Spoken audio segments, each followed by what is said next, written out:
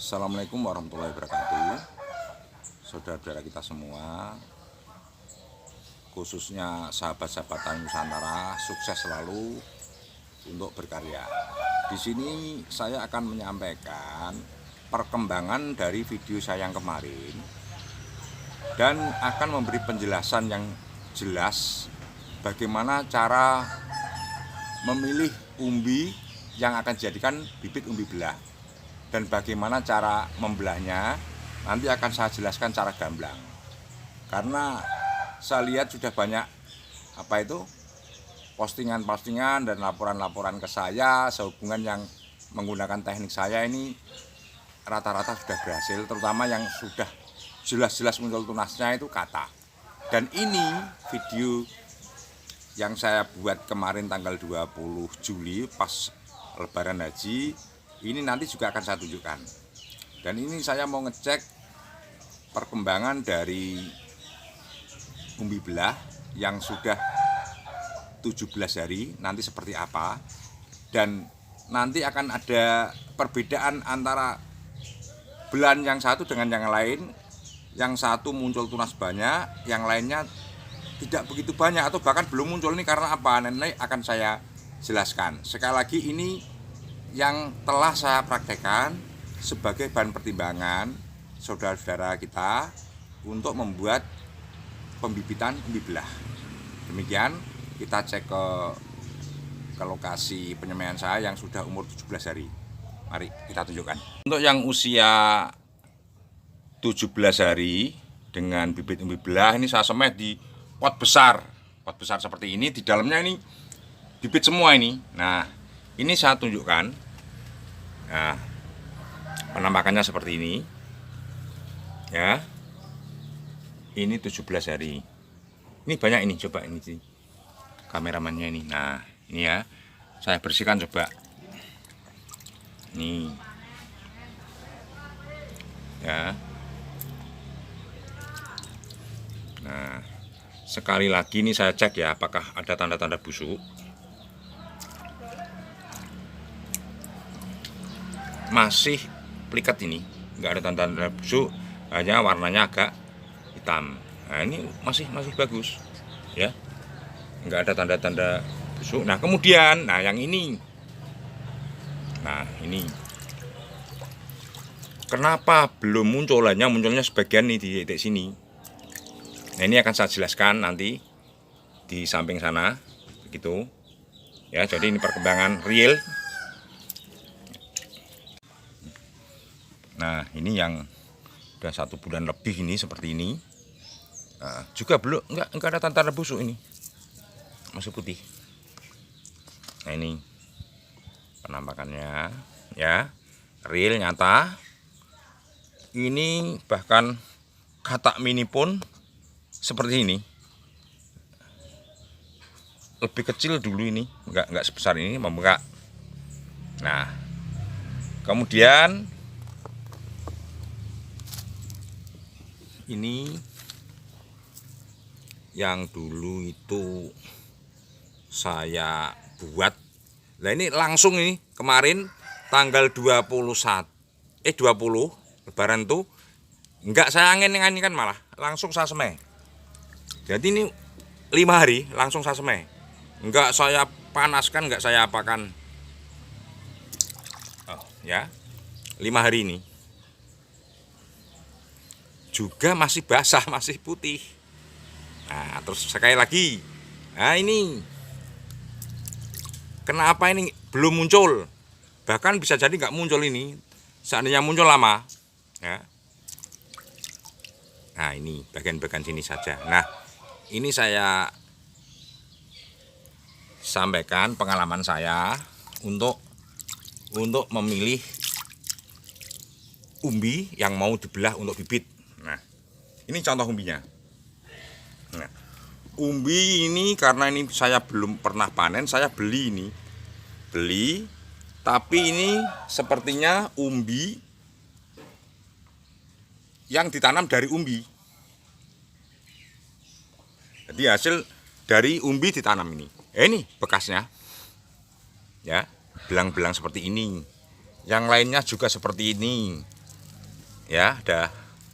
Nah, kemudian lagi seperti ini. Ya, ini bekasnya. Nah, ini nanti saya sampaikan bahwa kemungkinan munculnya tunas di area sini itu kecil. Seandainya bisa lama ini. Lama. Saya kemarin lama. Enggak busuk dan muncul tapi lama, beda dengan yang lain. Nah, ini yang perlu diperhatikan.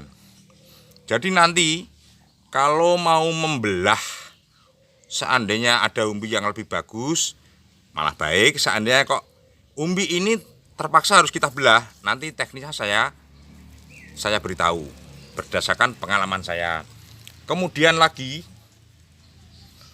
umbi yang masih banyak akarnya seperti ini berarti umbi yang tidak dorman. Nah, kalau masih muncul akar seperti ini, munculnya tunas juga sulit. Karena apa? Ternyata kalau saya amati ya, itu munculnya tunas itu dari bekas akar-akar yang udah kepotong. Kalau masih ada akarnya, ini berarti kan tidak ada tempat untuk merangsang tunas itu muncul. Karena tempat akar itu nanti ya yang udah putus itu nanti akan berpotensi muncul tunas ya. Maka pilihlah umbi-umbi yang akarnya ini sudah hilang beneran. Paham ya? Nah, terus kemudian bagaimana teknik membelahnya? Contoh, saya beri contoh ini ya. Nah, ini contoh yang kecil saja biar cepat. Nah, sebetulnya ini nggak begitu bagus karena akarnya banyak, tapi nggak masalah. Oke ya. Atau yang besar ini saja, Nah, biar jelas ya tekniknya. Itu sebetulnya bebas, mau dibelah begini bisa, mata tunas utama dimasihkan juga bisa. Nah, saya beri contoh ya, ini saya potong ini. Nah, gini. Cara mengirisnya itu usahakan bagian yang sini itu nanti dibuat yang agak besar, sehingga masih ada tunas-tunas yang bagian pinggir ini. Karena apa? Kalau ini kita belah hanya ini saja, ini kemungkinan muncul tunas sulit atau lama ya. Nah, setelah gini kita bagi lagi ini penting sekali. Nah, karena ini nanti juga akan muncul banyak tunas ya, itu kita belah nggak usah kecil-kecil seperti ini belahnya ya. Jadi katakanlah 3 cm atau berapa kita belah. Nah, jangan begini, ini kan terlalu tipis. Kalau kita belah gini, kita gulingkan ke sini biar tebal yang ini gini. Jadi sejajar begini, jangan dibelah gini, malah jadinya tipis nanti. Dibelah begini. Nah, ini contohnya. Bagian sini masih ada calon-calon tunas, kita berani belah menjadi 2. Nah, ini berpotensi keluar tunas. Kemudian yang ini, nah ini kan udah bekas tembong tadi yang paling bawah. Ini usahakan agak besar, sehingga seandainya sini telat untuk muncul tunas, munculnya tunas dari sini. Nah, hanya beberapa tunas nggak apa-apa, karena apa? Dia besar. Nah, ya, menggunakan yang mata tunas di sini. Karena apa? Umbi yang kita belah ini setelah muncul tunas ini kan jadi cadangan makanan pada saat dia belum bisa mencari nutrisi, belum tumbuh akarnya ya. Nah, ini. Nah, sebetulnya yang masih ada akar-akarnya ini nggak begitu bagus, kurang maksimal hasilnya. Nah, ini lagi yang ini saya potongkan. Tekniknya gini, kita potong. Ini jadi 2 bisa, terserah mau utuh juga bisa. Ini tadi kan ada bagian bawah, ini potensi rendah untuk muncul tunas. Kita mengharapkan tunas dari sini. Nah, umbi yang di sini nanti untuk nutrisi Tuh. Berikutnya ini cara belahnya lagi. Gini ya, jangan begini. Kalau begini nanti permukaan sini itu kan runcing. Itu akan cepat malah mengundang cepat pembusukan. Nah, kita begini. Ini, nah, berarti permukaannya kan tebal ini. Nah, kalau ini nggak masalah, memang paling pinggir ini bekas busuk. Nah, kalau seperti ini utuhkan saja, karena di sini potensinya rendah untuk muncul tunas.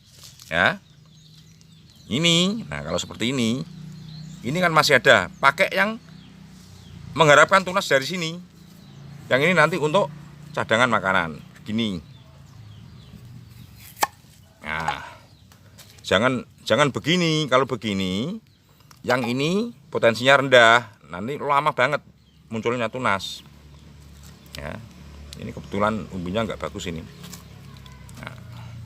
Nah, ini seperti ini. Udah, ini potong segini aja. Nah, ini masih ada peluang banyak tunas. Tapi yang paling bawah ini udah sulit ini.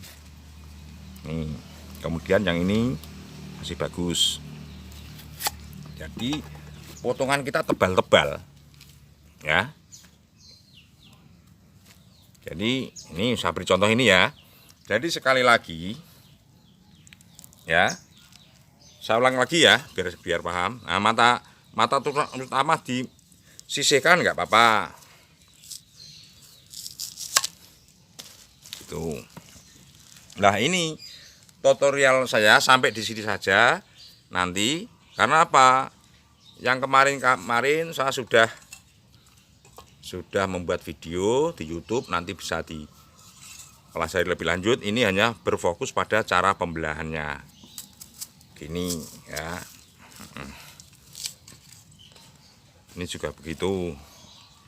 Nah, diusahakan permukaan runcing, artinya permukaan runcing itu gini. Ini dibelah begini itu rawan, ya, belahnya. Ya gini saja, gitu loh. Tuh teknis saya nih, masih utuh. Saya beri contoh gini ya. Ini. Nah, ini tunas utamanya masih, ya. Kita potong begini.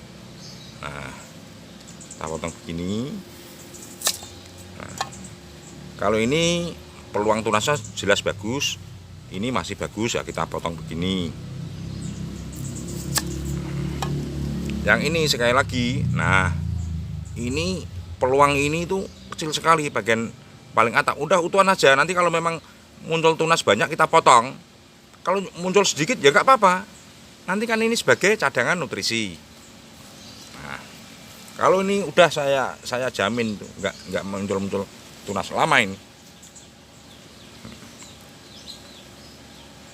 Ini coba enak ini. Ini kita mengharapkan munculnya tunas dari sini, kita potong di sini. Ini aja jadi 2 saja. Ya.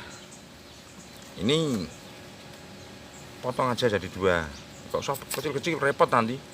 Nyelupnya, ngolesnya, ya. Ini. Nah, ini kita mengharapkan muncul tunas dari sini. Kita potong begini.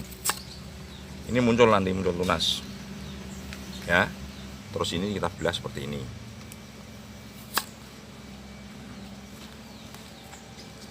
Lagi ya. Nah, seperti ini, nggak usah begini. Ulangi lagi. Begini saja potongnya. Ini jarang yang berani menggunakan bibit umbi belah dengan umbi yang besar. Biasanya itu di bawah 1 kilo. Karena apa?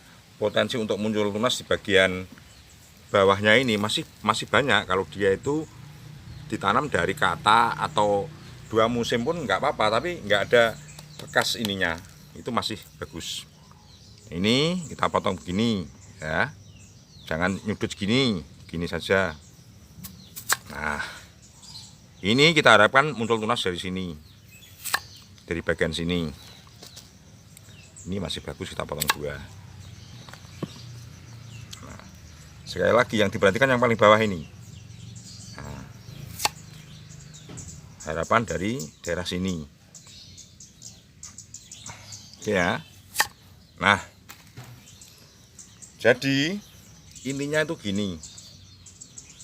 Dalam teknik umbi belah itu kita duluan mana busuknya ya dengan munculnya tunas. Kalau kita bisa memacu kecepatan munculnya tunas, kecenderungannya tidak busuk. Ya, kecenderungannya tidak busuk. Jadi saya ulang sedikit saja yang video kemarin ya. Itu cara memberikan ZPT-nya ya, ZPT ini. Ya. ZPT-nya ini itu kalau untuk umbi ya dituang di baskom, dioles atau dicelupkan sedikit saja ya. Lihat video saya yang kemarin. Nah, kalau untuk katak seperti ini, nah, itu bisa dicampur perbandingan 1 ZPT 3 air, dimasukkan dalam semprotan ya, disemprotkan saja.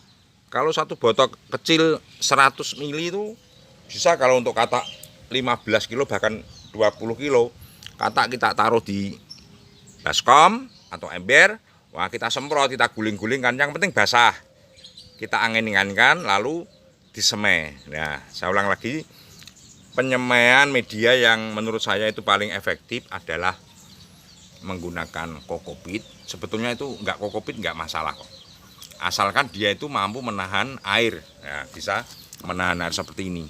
Ini terus terang saya taruh di tempat terbuka, dipanasan ya, masih keluar airnya kan ini. Nah, ini sejak tanggal 20 Juli. Sekarang tanggal 25 Juli ya. Nyatanya enggak busuk.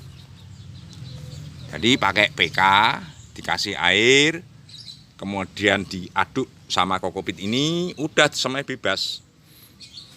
Ya mudah-mudahan nanti ini bermanfaat, karena sudah banyak yang posting ini mesti pada nunggu umbi belahnya udah bertunas belum. Nah, mungkin nanti ya seminggu lagi lah banyak nanti yang laporan untuk umbi tunasnya. Jadi kalau teknik ini digunakan, insya Allah nanti tingkat keberhasilannya tinggi.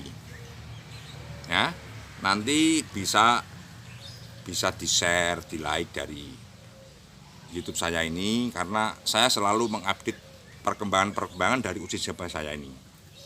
Demikian, kalau ada salah mohon maaf yang sebesar-besarnya. Sekali lagi saya hanya menyampaikan pengalaman saya sebagai bahan acuan untuk mendapatkan bibit porang yang murah dan kualitas nggak kalah dengan yang aslinya ini ya.